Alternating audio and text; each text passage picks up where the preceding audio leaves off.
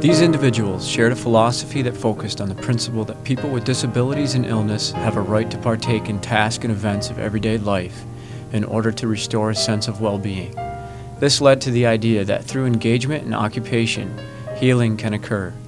They stressed the importance of occupation-based therapy in the rehabilitation process. The founders determined that implementation of meaningful activities will assist the individual in planning their lives, developing needed skills, adjust to their environment, and build health-promoting habits and routines. Among the 6 original members was a woman by the name of Eleanor Clark Slagle. Eleanor emphasized that occupational therapy must be a progressive program of rest, play, occupation, and exercise. She worked to establish education with the American Medical Association and developed guidelines for a national registry for qualified practitioners of occupational therapy. In 1955, an annual lectureship was created in honor of her name that is considered the highest achievement in the profession today. Thomas Kidner was an architect of hospitals and rehabilitation centers. He had served as a Surgeon General of the United States Army on the vocational rehabilitation of disabled veterans. Kidner argued that engagement in occupations played a central role in rehabilitation. His vision for occupational therapy emphasized individualized treatment and patient preparation for productive roles in society. Susan Johnson was a nurse who taught occupational therapy at Columbia University. She was also active in women's philanthropy and reform. Her most prominent advancement to the profession was to expand the scope of occupational therapy in the treatment of both physical and chronic illnesses.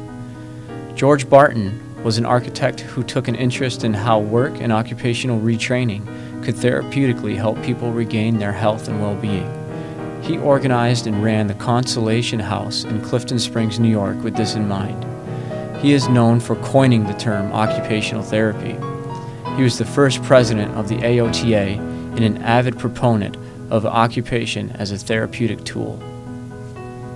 Isabel Newton worked as a secretary at the Consolation House, a sanctuary for people with physical disabilities, founded in 1914 by George Edward Barton.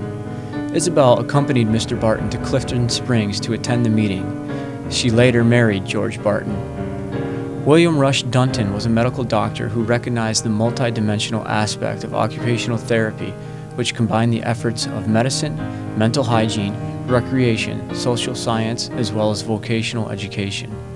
Dunton was influential in spreading the word about occupational therapy through numerous books and articles that were widely distributed throughout the medical community. The founders of occupational therapy established our profession on the foundation of the healing power of occupation. This in turn formed a link between medical practice and occupational therapy that continues to influence healthcare nearly a century later.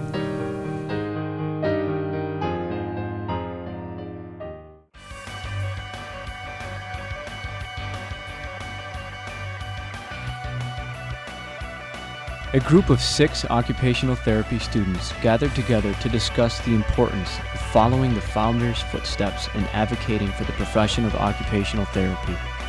The founders established occupation as a central force in their health and well-being. Their mission is still alive today through the strength and advocacy of the American Occupational Therapy Association, otherwise known as the AOTA. The strength of the AOTA has provided occupational therapists with the opportunity to help people of all ages live life to its fullest. The AOTA is responsible for educating the public about the role of occupational therapists and the importance of engagement in meaningful occupations. The AOTA helps to ensure a profession of competent practitioners by setting curriculum standards and offering continuing education and professional development. The AOTA ensures the continual evolution of the profession of occupational therapy by providing resources, setting ethical guidelines, and advocating for clients and their families. Staying true to their commitment to promote occupation as a means for health, happiness, and well-being, the AOTA and its members continue to be a driving force in shaping the profession of occupational therapy and healthcare. At present, there are approximately 39,000 members. There is strength in numbers. Membership in the AOTA allows for networking, idea sharing, and collaboration with colleagues. With more members, a louder voice is heard on Capitol Hill when the AOTA is lobbying for recognition, respect, and integrity of your profession. Membership in your professional society keeps you connected with the past, informed about the present, and gives you a say in the future. Don't get left behind. Be a part of the vision. Be a part of the mission. Join the AOTA.